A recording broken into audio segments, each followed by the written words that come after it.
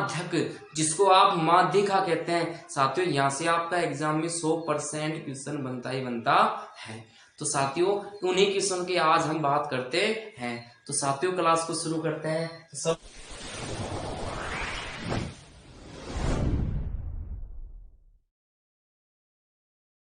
सबसे पहले साथियों आपको माध्यक समझना होगा। माध्यक क्या होता है? माध्यक में क्या है कि आपको मध्य का आंसर लेना है। मध्य का आपको जो भी है वो आपका आंसर हो जाता है। माध्यक मतलब मध्य का, बीच का जो भी है वो आपका आंसर हो जाता है। किस प्रकार? मान लीजिए मैंने आपके सामने कोई भी संख्या लिखी है ये, ठीक है साथियों, ये 4 5 6 7 8 और एक आपका ये 2, ठीक है। ये कोई मैंने संख्या आपके सामने लिख दी है। अब आप लोग मुझसे कहोगे कि यहाँ पे इनमें बीच का कौन है, तो बीच का आप लोग कैसे निकालते हो? बीच के लिए आप लोग गुणोगे इनको 1 2 3 4 5 6 7 8। तो जो भी आपको आंकड़े दिए हैं सबसे पहले आपको उन आंकड़ों को आरोही क्रम में व्यवस्थित करना है। कौन से क्रम में? आरोही क्रम में। तो आरोही क्रम में व्यवस्थित करने के लिए एक आपका 2 बार है, तो 1 1, फिर आपका 2 आपका 2 बार है, फिर 3 आपका 2 बार है, फिर 4 आपका 1 बार है, 5 1 2 3 4 5 6 7 8, 1 2 3 4 5 6 7 8, एक और ले लेता हूँ। मान लीजिए मैं यहाँ पे 3 ले लिया मैंने, तो 3 आपका इधर आ जाएगा, ठीक है साथियों। तो इस प्रकार आपकी ये 9 संख्याएं हो जाती है। 9 संख्याओं को सबसे पहले आपने आरोही क्रम में व्यवस्थित कर लिया है। इसके बाद साथियों आप यदि आपको बीच का मान लेना है तो आप लोग 9 है तो 4 आप इधर छोड़ दीजिए, 4 आप इधर छोड़ दीजिए। तो जो बीच का जो मान होगा वही आपका क्या हो जाएगा? माध्यक।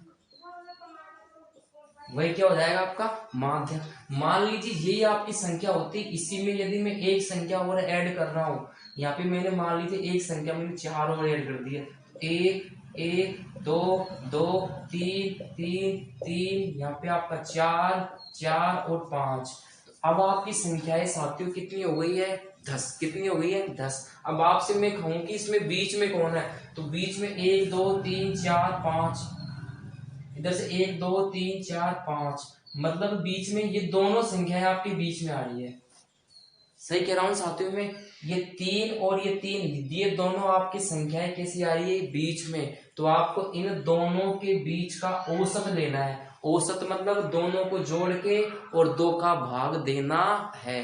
मतलब 3 और 3 आपका हो जाएगा कितना साथियों? 3 और 3 हो जाएगा आपका 6।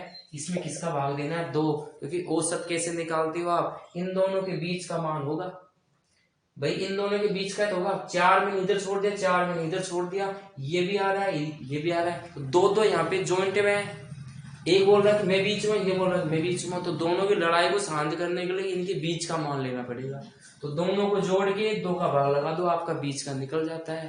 तो यहाँ पे 3 और 3 हो जाएगा आपका 6। 6 में किसका भाग देंगे आप? 2 का। कितना आएगा? वो भी कितना आएगा साथियों? वो भी 3। तो इस प्रकार। तो साथियों पिछले कक्षाओं में हमने आपकी कक्षा 9 के अंदर इनके लिए एक फॉर्मूला पढ़ा था। यहाँ पे साथियों आपका n का जो मान है, n का जो मान है वो कैसा है साथियों? वो है आपका विषम। कैसा है? विषम। यदि n का मान विषम हो तो आपको जितना भी n दिया गया है, n यहाँ पे 9 था, उसमें आपको 1 ऐड करके उसका आधा करना है, वह पद लेना है।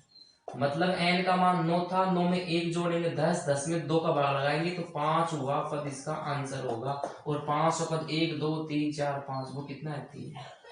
यदि साथियों आपको सम दिया गया हो, क्या दिया गया हो साथियों? आपको सम।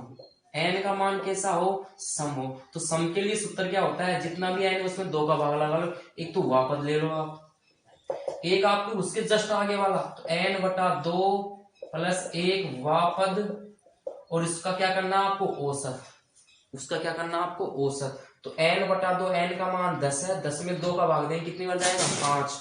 तो 1 2 3 4 5 पद, 5 पद कितना है? 3। 5 प्लस 1 छठा पद, छठा पद कितना है? 3।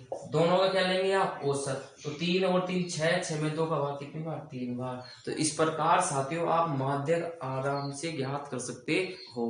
अब साथियों हम यदि इस प्रकार बात करें, यदि आपको इस प्रकार प्राप्तांक x दिए गए हैं, आपको वर्ग अंतराल नहीं दिया गया हो और विद्यार्थियों की संख्या आपको f दी गई हो, इस प्रकार के क्वेश्चन को किस प्रकार हल करेंगे प्यारे साथियों, ध्यान से समझना है आपको।